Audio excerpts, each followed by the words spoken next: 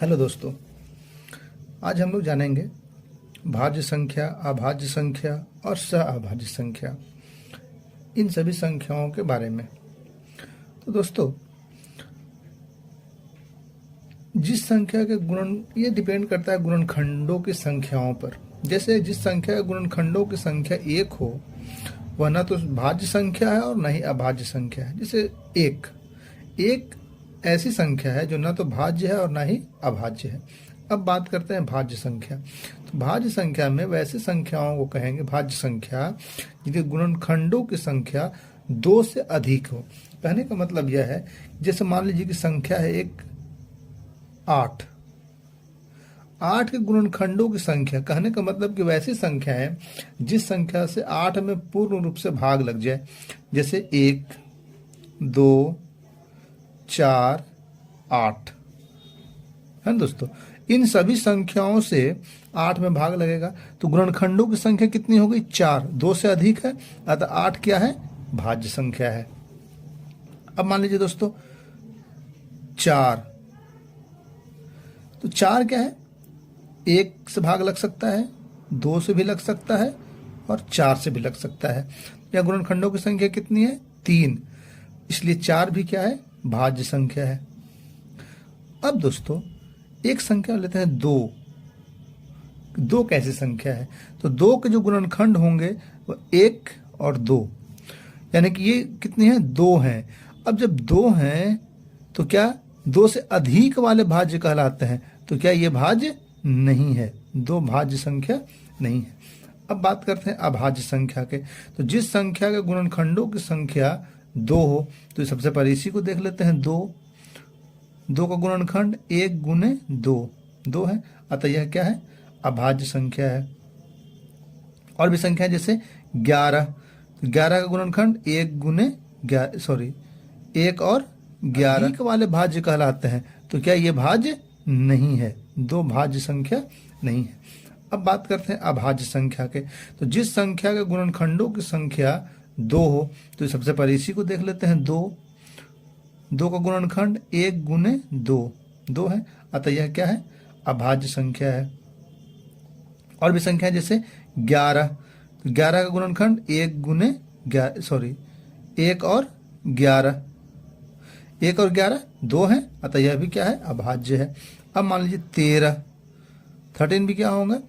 1 किसका है और 1 13 होगा, अतः यह भी क्या है? अभाज्य संख्या है।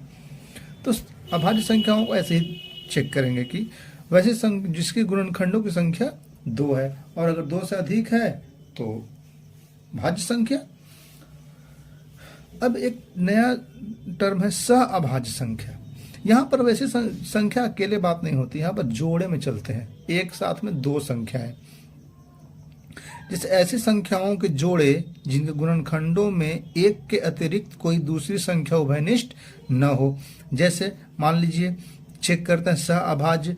एक संख्या ले लेते हैं 25 और एक संख्या ले लेते हैं 9। ठीक है, तो जो 25 का जो गुणनखंड है वह कौन सा होगा? 1 हो सकता है, 5 हो सकता है, 25 हो सकता है। ठीक है, 9 का कौन सा हो जाएगा? 1 3 और 9। इनमें कॉमन क्या है? दोनों में सिर्फ 1 आ रहा है, उसके अलावा कोई भी नहीं है, अतः 25 और 9 जो है वह क्या है? सहअभाज्य है। अब जैसे एक दूसरा एग्जांपल ले लेते हैं 15 18। देखते हैं ये क्या होता है। तो 15 के जब गुणनखंड चेक करते हैं तो कौन कौन से होंगे? 1 हो सकता है, 3 हो सकता है, 5 हो सकता है, 9 हो सकता है, 1 3 5 और 15। और 18 के कौन कौन से हो सकते हैं? 1 हो सकते हैं, 3 छक 18, 6 3 18, 9 दूनी 18, 2 भी हो सकता है। ठीक है, 9 भी हो सकता है और उसके बाद 18। देखिए यहाँ 1 भी है दोनों में और एक 3 भी जो है वह भी क्या है? दोनों में है। तो यहाँ पर उभयनिष्ठ गुणनखंड 1 से अधिक हो गए, अतः क्या है? यह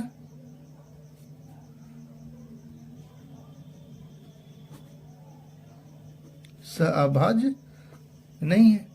इस तरह से चेक कर लेंगे। और भी संख्याएं जैसे 5 और 7, ये क्या हो जाएंगे, सहभाज्य हैं, नहीं हो पाएगा। इसका 1 और 5, इसका 1 और 7, ठीक है, तो ये क्या हो जाएंगे, सहभाज्य हो जाएंगे।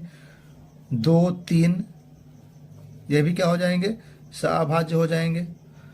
इस तरह से और भी संख्याओं को हम चेक कर सकते हैं। बस ये चेक करना है गुणनखंड में सिर्फ एक संख्या जो है वह कॉमन है, एक के अलावा कोई कॉमन नहीं है। इसे कुछ गुण है दोस्तों, जैसे देखते हैं, कोई भी दो क्रमागत संख्याएं सहअभाज्य संख्याएं होती हैं। कोई भी दो लगातार संख्या ले लेंगे तो वह क्या हो जाएंगी, सहअभाज्य संख्याएं। जैसे 2 और 3 सहअभाज्य लगातार हैं। 15, 16 ये भी लगातार हैं, कहीं भी से लगातार उठा सकते हैं। 20, 21 ये भी लगातार संख्याएं हैं। यह सभी क्या है, सहअभाज्य हैं। लगातार संख्याओं को जब लेंगे तो वह क्या होगा, सहअभाज्य ही होगा। अब एक है कि सहअभाज्य संख्या में दोनों अभाज्य संख्या हो, यह जरूरी नहीं है। हाँ, सहअभाज्य के लिए ऐसा कोई जरूरी नहीं है कि जो दोनों संख्याएं लिखेंगे वे दोनों अभाज्य हो। भाज्य संख्याएं भी सहअभाज्य होती हैं। जैसे सबसे अच्छा एग्जाम्पल देख लेते हैं, 8 और 25। 8 एक भाज्य संख्या है, 8 भी भाज्य है और यह भी क्या है, भाज्य संख्या है।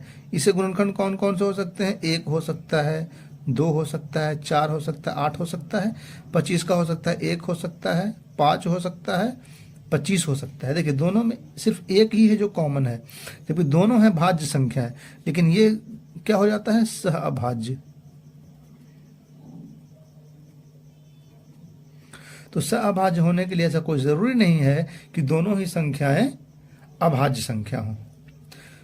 तो हम ऐसे कर सकते हैं कि दो भाज्य संख्याएं भी सहअभाज्य हो सकती हैं। जैसे यहाँ पर हमने एग्जाम्पल देखा, ये दूसरा एग्जाम्पल भी देख सकते हैं कि दो भाज्य संख्याएं भी सहअभाज्य हो सकती हैं। जैसे ये एग्जाम्पल था, दूसरा एग्जाम्पल ये भी हो सकता है कि 9 और 10 यह भी भाज्य संख्या है। 1, 3, 9 इसे हो जाएंगे और इसे हो जाएंगे 1, 2, 5 और 10, ठीक है। कॉमन क्या है, सिर्फ एक ही है जो कॉमन है, अतः यह भी क्या है, सहअभाज्य संख्या है। इस तरह से हम लोग चेक करेंगे सहअभाज्य, अभाज्य, भाज्य। धन्यवाद।